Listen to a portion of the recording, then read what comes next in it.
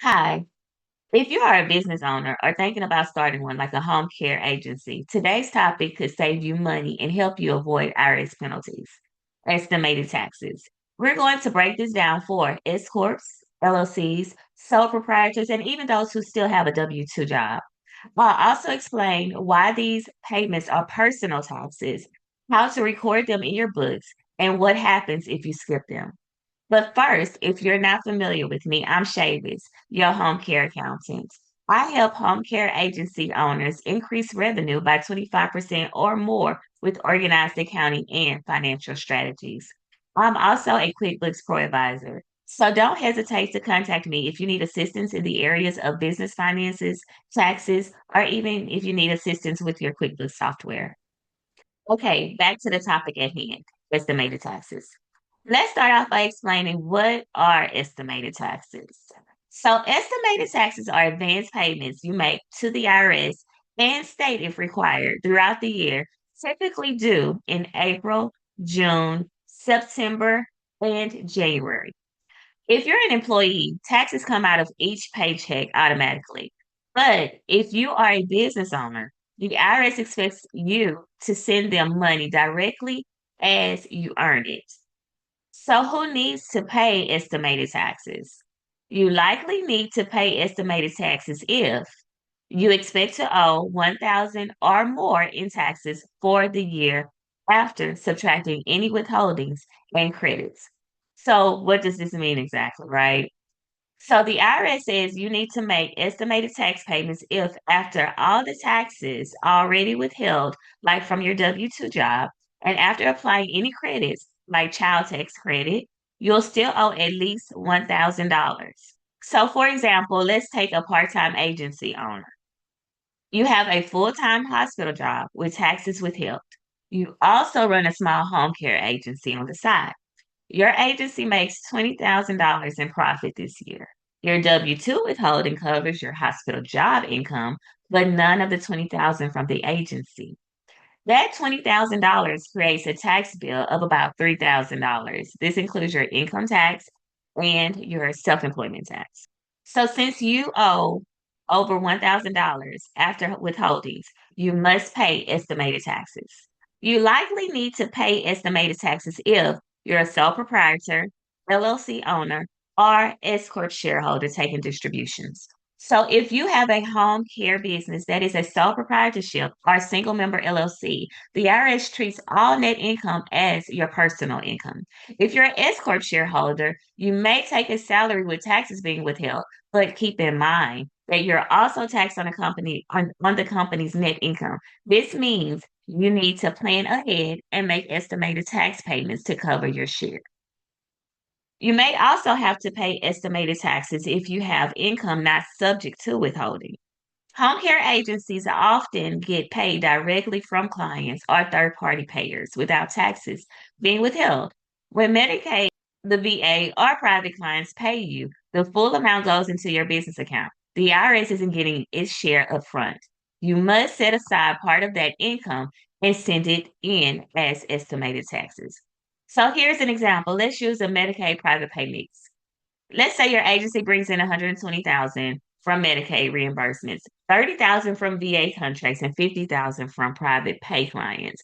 This totals 200,000 in revenue. You pay 150,000 in caregiver wages and operating expenses.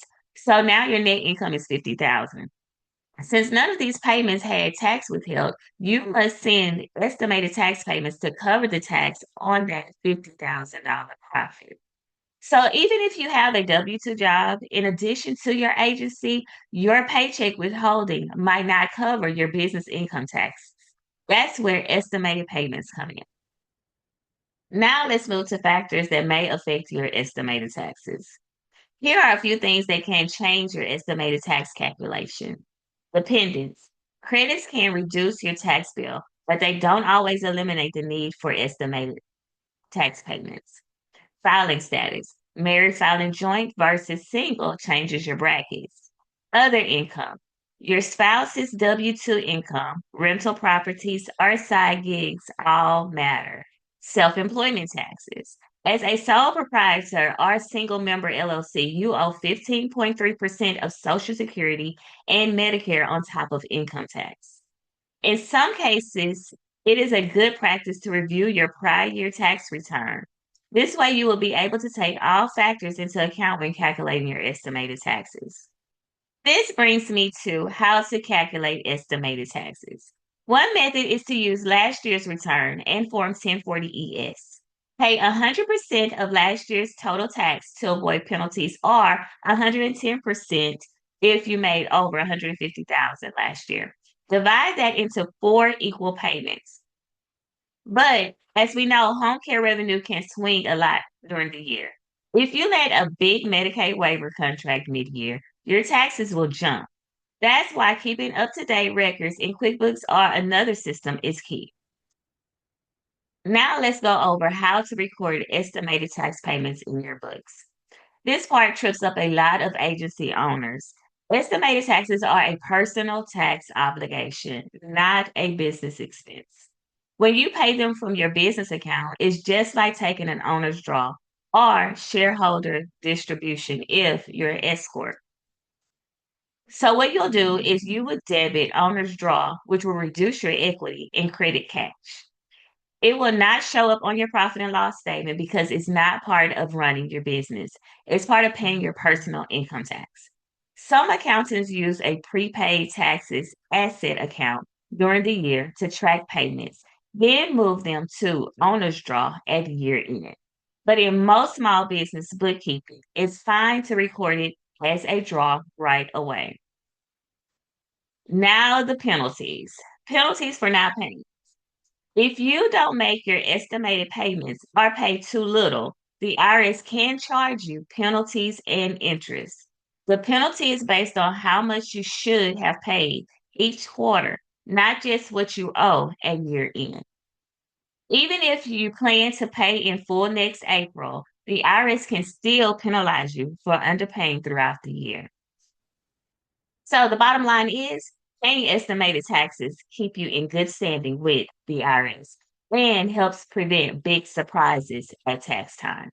If you need help determining your estimated payments or help with your business finances, let's chat. My information will be listed in the description. And also, don't forget to like, subscribe, and share this with another business owner who could use it. Until next time, keep caring, keep growing, and keep your finances healthy. And as always, wishing you much success in your business. Thank you.